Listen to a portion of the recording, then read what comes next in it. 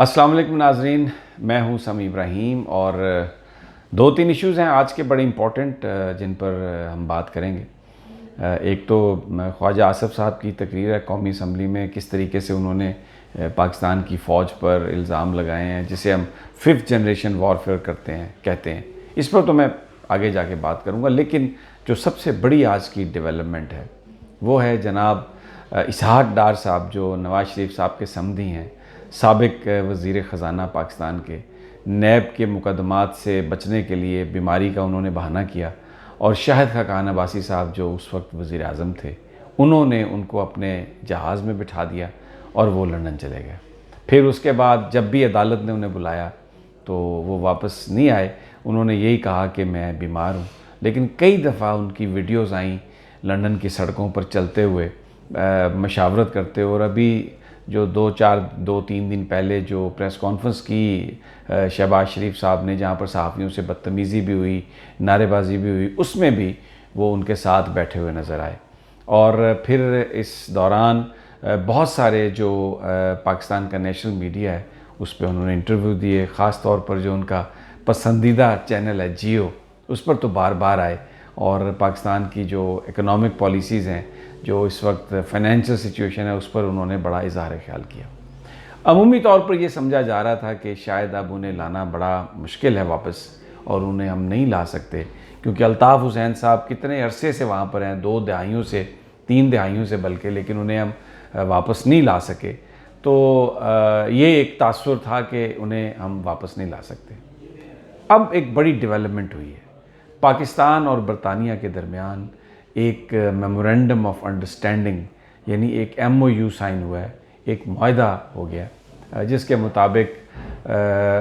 اسحاق ڈار صاحب کو حوالے کیا جائے گا پاکستان کے۔ اس میں بہت زیادہ ٹائم لگا، اور اس کی بنیادی وجہ یہ تھی کہ برطانیہ یہ کہتا، ان کا یہ قانون ہے کہ کوئی بھی وہ شخص جس کو سزائے موت کا امکان ہو، وہ اس ملزم کو کسی دوسرے ملک کے حوالے نہیں کرتے، کیونکہ برطانیہ میں جو سزائے موت ہے وہ قانونی طور پر اس کی وہ مخالفت کرتے ہیں۔ اب اسحاق ڈار صاحب کے حوالے سے بھی یہی معاملہ تھا، بہت اس میں گفتگو ہوئی، بہت کوشش ہوئی، کیونکہ پاکستان اور برطانیہ کے درمیان ملزمان کو ایک دوسرے کے حوالے کرنے کا کوئی معاہدہ نہیں ہے۔ یہ ایک اسپیشل معاہدہ کیا گیا ہے، اور یہ معاہدہ اسحاق ڈار صاحب کے لیے کیا گیا۔ اس سے پہلے آج سے تقریباً 2-3 ہفتے پہلے بھی کچھ آئے تھے برطانیہ سے لوگ، اور جب وہ وزیر اعظم صاحب سے ملے تو وہاں پر تو انہوں نے اوکے کر دیا تھا کہ جی بالکل ہم اسحاق ڈار صاحب کو ہم واپس بھیج دیں گے۔ لیکن جب وہ نیب ہیڈ کوارٹر آئے تھے تو نیب حکام سے گفتگو میں انہوں نے کہا کہ ہم بالکل اسحاق ڈار صاحب کو آپ کے حوالے نہیں کریں گے، اور اس حوالے سے آپ کو لنڈن کورٹ میں جانا پڑے گا، اور لنڈن ہائی کورٹ اگر اس حوالے سے آرڈر کرتی ہے تو ان کو ہم آپ کے حوالے کر دیں گے۔ بہرحال اس پر ساری گفت و شنید ہوتی رہی۔ اب یہ معاہدہ ہو گیا ہے، اور اب اس معاہدے کے تحت حکومت پاکستان لا سکتی ہے اسحاق ڈار صاحب کو۔ اس سے میں تھوڑا سا آپ کو پروسیس بتا دیتا ہوں۔ اس سے پہلے کوشش کی تھی حکومت پاکستان نے ان کو یہاں پر لانے کے لیے، نیب نے وزارت داخلہ کو لکھا، وزارت داخلہ نے وزارت خارجہ کو لکھا، وزارت خارجہ نے برطانیہ کو لکھا، لیکن برطانیہ نے دینے سے انکار کر دیا۔ پھر انٹرپول کو پاکستان کی گورنمنٹ نے رابطہ کیا، انٹرپول نے بھی دینے سے انہیں انکار کر دیا، پکڑنے سے انکار کر دیا، کیونکہ یہ جو سارے جو ویسٹرن ممالک ہیں، جو لوگ ان کے مفادات کے تحت تابع کام کرتے ہیں، ان کی حوالگی کوئی اتنا آسان کام نہیں۔ لیکن اب جو معاہدہ ہوا ہے اس کے مطابق جو پروسیجر ہے، اس میں وزارت داخلہ لکھے گی وزارت خارجہ کو، اور وزارت خارجہ جو ہے وہ حکومت برطانیہ سے کہے گی کہ اس میمورنڈم آف انڈرسٹینڈنگ کے تحت ہمیں چاہیے اسحاق ڈار صاحب، اور کچھ ڈاکومنٹس دیے جائیں گے۔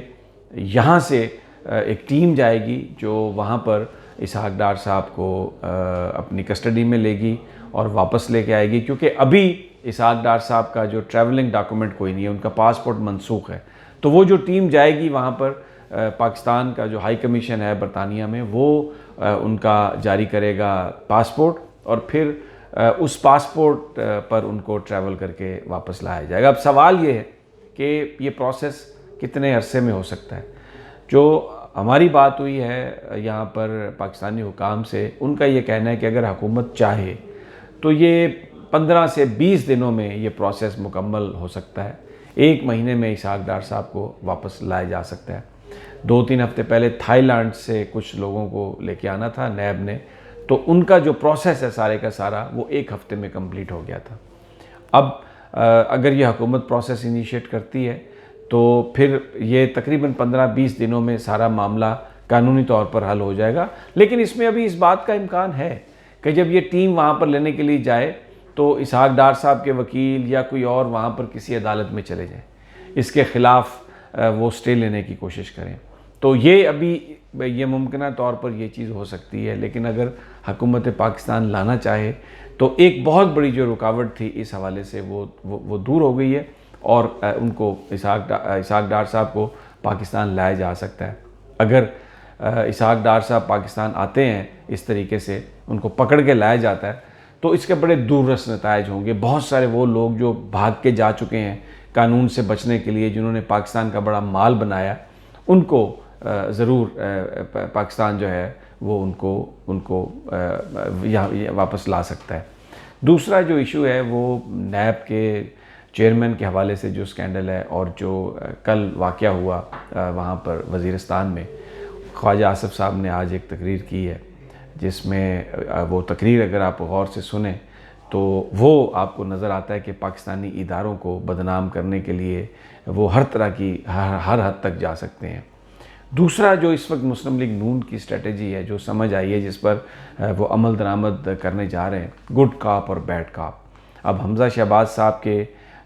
جو دستے راست ہیں، ملک احمد صاحب، انہوں نے تو یہ مطالبہ کر دیا کہ نیب کے جو چیئرمین ہیں وہ استعفیٰ دیں، اور اس میں انہوں نے ذاتی زندگی کا بھی ذکر کر دیا، جبکہ مریم اورنگزیب نے فوری طور پر یہ کہا کہ ہم بالکل یہ ان کی ذاتی رائے ہے۔ تو آپ کو اگلے چند دنوں میں یہ نظر آئے گا بہت زیادہ کہ بالکل ایک لیڈر بچانے کی بات کر رہا ہے، دوسرا لیڈر الزام تراشی کی بات کر رہا ہے، اور یہ سب کچھ ایک منظم منصوبے کے تحت جاری رہے گا، جس کا صرف ایک مقصد ہے، پاکستان کی فوج کو بدنام کرنا، چیئرمین نیب کو اس طرح اس حد تک مجبور کر دینا کہ وہ نکل جائیں چیئرمین شپ سے، خود استعفیٰ دے دیں۔ یہ ایک ان کی نون لیگ کی اسٹریٹجی ہے۔ کل ایک جو بات میں اپنے پچھلے ویڈیو میسیج میں جو میں نے کہا تھا، اس کی میں تفصیل آپ کو بتانا چاہ رہا ہوں کہ چیف جسٹس آف پاکستان نے اس ساری صورتحال میں جو ایک بڑی امپورٹنٹ بات کہی وہ یہ تھی کہ جو ضمانت قبل از گرفتاری کا جو اصول ہے، جس کے تحت عدالتیں دیتی ہیں ملزمان کو، یہ اس کو اثر نو اس کو غور کرنے کا موقع آ گیا ہے، کیونکہ بہت سارے ملزمان اس کا غلط استعمال کر رہے ہیں۔ انہوں نے یہ کہا کہ 1949 میں ہدایت اللہ کیس میں یہ فیصلہ ہوا تھا، عدالت نے ایک راستہ دیا تھا کہ کیونکہ یہ بھی عدالتوں کا کام ہے کہ کسی کی عزت نہ اچھالی جائے، تو اس وقت ایک صورتحال ایسی بنی جس میں شاید کوئی جھگڑے والی بات تھی کسی انویسٹیگیٹنگ اتھارٹی کے ساتھ، تو عدالت نے ضمانت قبل از گرفتاری 1949 میں دی تھی، یہ راستہ نکالا تھا۔ لیکن اب جسٹس آصف سعید خان کھوسہ کا کہنا ہے کہ ہر جو ملزم ہے وہ ضمانت قبل از گرفتاری کرا رہا ہے، اور یہ اب موقع آ گیا ہے کہ اب ہم اس کو تبدیل کریں، کیونکہ اب نہ 1949 ہے، نہ اس طرح کے لوگ ہیں، وقت بدل چکا ہے، زمانہ بدل چکا ہے، لوگ بدل گئے ہیں، اور یہ جو ایک ناجائز اس کا استعمال ہو رہا ہے اس کو روکنے کی کوشش ہے۔ اب اگر اس پہ عدالت کوئی فیصلہ کر دیتی ہے یا کوئی نئے اصول وضع کر دیتی ہے تو بہت سارے ملزمان جو اس وقت ضمانت قبل از گرفتاری پر ہیں ان سے یہ رعایت ختم ہو جائے گی۔ ان میں آصف زرداری ہیں، ان میں حمزہ شہباز ہیں، ان میں فریال تالپور ہیں، بلاول بھٹو ہیں، مراد علی شاہ صاحب بھی اس میں آ سکتے ہیں۔ بہت سارے ملزمان جو اس رعایت کا فائدہ اٹھاتے ہیں۔ سپریم کورٹ نے جو آبزرویشن دی ہے اس حوالے سے، اگر کوئی فیصلہ آ جائے یا وہ پالیسی جوڈیشل کونسل اپنی تبدیل کر لے اس حوالے سے، تو یہ ایک بہت بڑی ڈیولپمنٹ ہے، اور چیف جسٹس نے اس کا اندیا دیا ہے۔